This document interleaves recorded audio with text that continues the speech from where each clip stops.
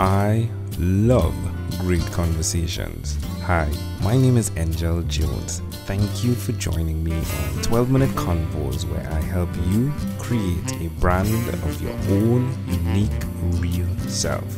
Listen in as I have conversations with amazing people from all over the world. Good night, Michael Hainsworth. How are you going on this wonderful, beautiful night? We just finished recording the latest episode of my podcast, so I'm just sitting here and you ring and away we go. It feels like we're just doing another show. Yeah. I get to like surf off of the energy of you and your co-host, right? Like, tell us about your podcast. Well, there is a certain element of that energy, isn't there? Whenever you are in a performance environment, you have that period where it takes forever to come down from the high. That's why there's always a Saturday Night Live post-show party, because everyone's going to be awake anyway. Yeah. So your podcast is, first let's rewind a bit. So what part of the world are you in right now, Michael? I'm in Toronto, Canada. Oh, wonderful. And which of your talents is responsible for us connecting? Well, I guess it must be the radio talents, because if you punch podcaster in and you got my name, and this is how you came to me. I spent 11 years in radio, much of that in Toronto, which is the biggest radio market that Canada has. And after 11 years, I moved into television. So as a professional broadcaster, my love of radio is what got me into podcasting in the first place. Wow. Hey, I could get lost in your voice, right? I just needed to remember, hey, you're the host here. Stop listening, right? The earplugs are not in. This is not a podcast you're listening to. You are amazing, Michael. That is pretty amazing. Now tell us about your podcast, please. Well, Geeks Beats is a podcast that I do with a music historian named Alan Cross. And the neat thing is that Alan was one of my radio heroes. When you first get into radio, one of the best bits of advice you can get is to find someone whose delivery, whose presentation you like, and literally be a word or two behind them on the radio, speaking out loud, mimicking them, figuring out exactly what they're doing right, doing it yourself. And then once you figure that out, you can then make it your own and tweak it here and there for your own personality. And that's what I did with a guy named Alan Cross. Fast forward 10 years into my career, and I know him personally. And not too long after that, he said, hey, why don't we do a podcast together?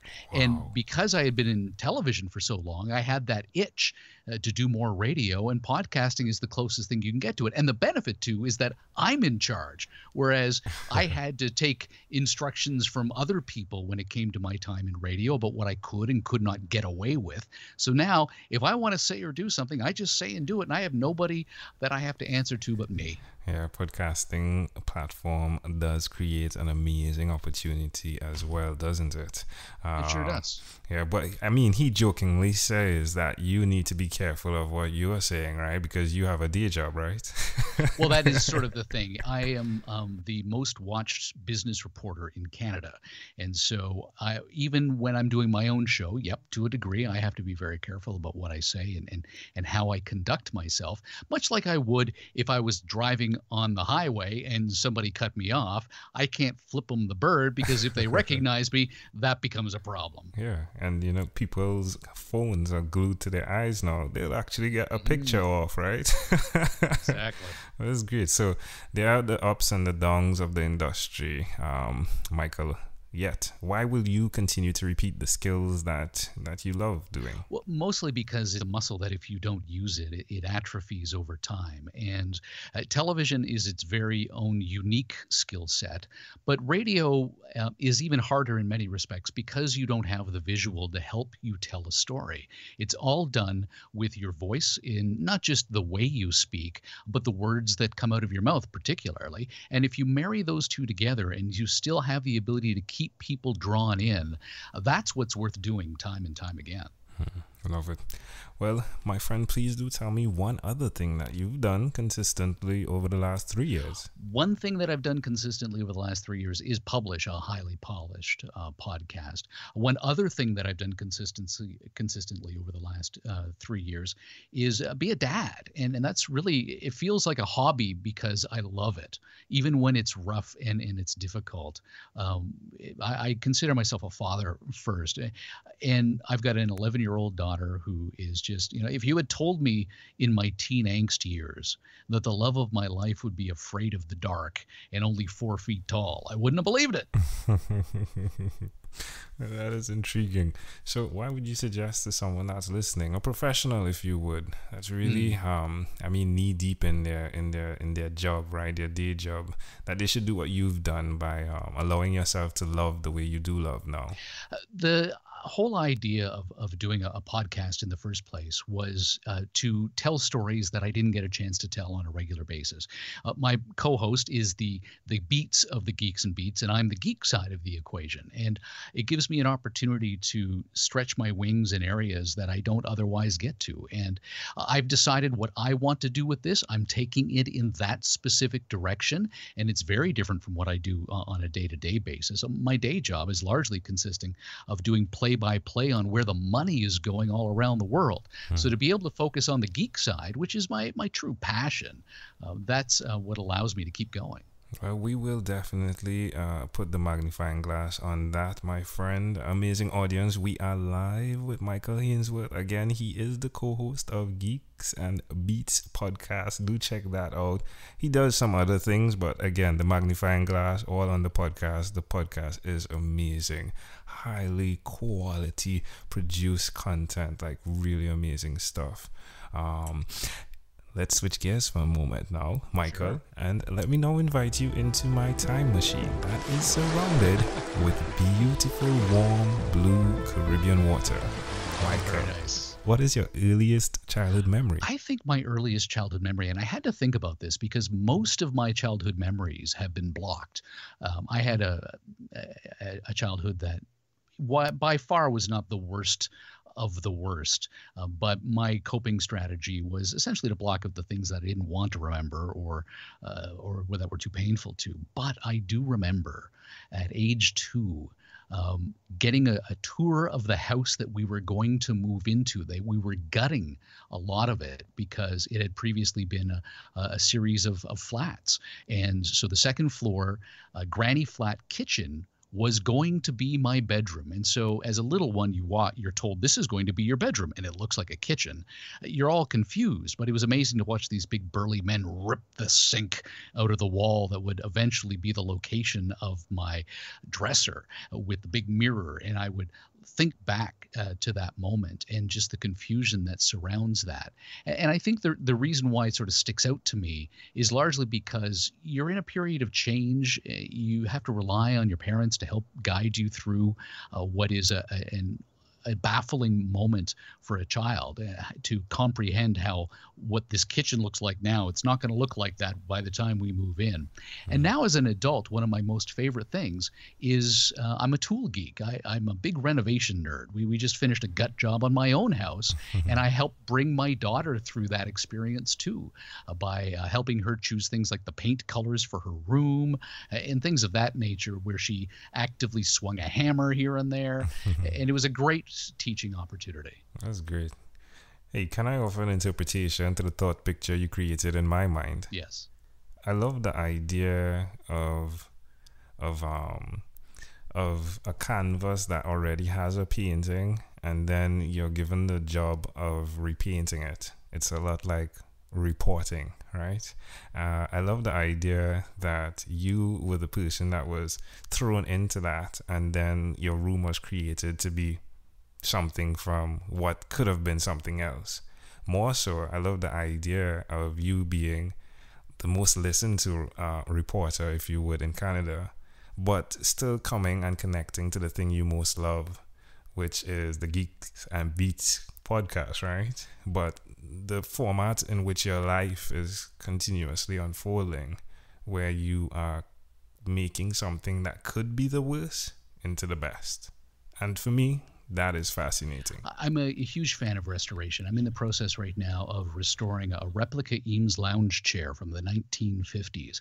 These are highly sought after mid-century modern furniture pieces. The brand new would run $9,000. And the knockoffs are $1,500, $1,600. Even the cheap knockoffs are $1,200. And I found one on the internet, $400, and it was in terrible condition, absolutely destroyed in the 1980s with a horrific upholstery mystery choice and nicked and dinged everywhere. And so I'm in the process of trying to return it to its roots. And I think there's something great about seeing a physical results from your efforts, whereas what I do on a day-to-day basis, it's all out in the ether. It's off in TV land. It disappears. While yes, it's recorded, it's on the internet, you can see it again. By and large, it's done because it's all real time. So it's nice to work with my hands and see something that I can look at later on and say, I did that. Yeah, it's amazing how it connects. If we fast forward to when you were 12 years old, what was your favorite song? My favorite song is the song I absolutely hated when I was 12 years old, but loved it secretly. It's Duran Duran's Hungry Like the Wolf, because I remember there was a lip sync contest in my elementary school, and all the cool kids got together and formed a Duran Duran lip sync band, and they played Hungry Like the Wolf. And it was a contest, and they had put up posters around the school saying, come see us. Somebody obviously gave them the brilliant idea of doing rock-style concert posters, even though they hadn't even been approved and been given the green light to win or anything like that. And so because all the cool kids were doing it, and my band, which was a Huey Lewis and the News cover band, didn't really do very well at all. I hated to hear that song on the radio, but secretly, it took me about 10 years to get over it. That is amazing. All right, my friend. Hey, we have arrived at our destination now. But before we get off of this time machine, there is a small declaration form. So it's yes or no, possibly a bit more. We're going to go pretty quickly here. Are you ready, Michael? Hook me up. Michael, have you chosen someone to pass on your skills to? Yes, I was asked to mentor a colleague in television presenting, and I help her out on a regular basis. And then there's your daughter, right? Who's swinging the hammer, right? Mm-hmm. Are you married? I am married. I married the woman that I co-anchored with in the all-news radio station I worked at in Toronto, 680 News. We would play footsie under the console while we were on the air and flirting with each other in the commercial breaks. But we didn't tell anyone we were dating for an entire year. It wasn't until I left the station that we came out of the closet, as it were. Oh, that's wonderful. That is wonderful. Love it. Do you, well, we spoke about your child, right? So it's your one daughter. Do you believe in God? No, I believe life is binary. Either we're on or we're off. Do you have an inner circle of friends? I'm quite a wallflower, which is why I got into radio and television in the first place. There is an audience, but I don't see them. I don't want to talk to a crowd. I just want to talk to myself in a little room. So I do have friends. I only have probably 3 really good, close friends. Yeah. Do you watch TV for more than 3 hours a day? No, I don't. But I am hooked on Survivor and Stranger Things. My wife got me into Survivor. I used to pretend that it was just a ridiculous show. How could you watch that crap? And then she hooked me. And I don't know why, but now I'm hooked on it too. And what about screen time, the phone and the computer? Is it more than 8 or less than 8 hours a day? Oh, it's most definitely more than 8 hours a day between my day job, my screen. I have an Apple Watch, though, and that's helping me with the screen because I filter my notifications. So if it's Facebook, Twitter, something that's really not important, it goes to my iPhone screen. Yeah. But if it's important, like a text message or an email, it goes to my wrist. So I know if my wrist vibrates, it's important. If my pocket vibrates, it's not. Love that. All right, my friend. Hey, after 1,001 conversations in 3 months in 2016, I came up with a workbook, the name of it being called Yours. It stands for your own unique real self. The idea is as you answer those questions, you uncover your mission, if you would, your own unique real statement. I'm intrigued to know if you had to share with us your own unique real statement that represents Michael Hainsworth, what would you say that is? Oh, I have absolutely nothing. I've spent my entire career being taught that the reporter is not the story, that you don't insert yourself into that story, and that is what helps you ensure there's an absence of bias, or at least the most you could possibly give. So I've never really actually thought about, a Michael Hainsworth mission statement or anything like that. But if I was to turn it around on you, I would say, don't find something you enjoy. Find something you've got an aptitude for that challenges you, because that's what will keep that fire burning. Things that you enjoy and it's just an enjoyment, that's for hobbies. Yeah. I love it. Wow. I've never said wow at this point in time. Michael Hainsworth, this was a great pleasure. Before you leave, is there anything else you'd like to share with our amazing audience? I want to say thank you for bothering to listen to 16 minutes of this nonsense. I don't know why anyone would want to hear from me. Michael Hainsworth, thank you for being on what is inspired by 12-Minute Convos with Angel Jones. Thank you for being on 12-Minute Convos with Angel Jones. Stay tuned for more from our advertisers. Diabetes is a mounting pandemic. It's a disease that's not acute but chronic. Similar to this rhyming method, I have simplified the definition, the signs and symptoms, and the complications of diabetes for both adults and children in my books, Poems for Patients, A Focus on Diabetes, and The ABCs of Diabetes for Children. These books are available on Amazon.com, and for more information, you can visit my website, poemsbyaj.com. That's poemsbyaj.com.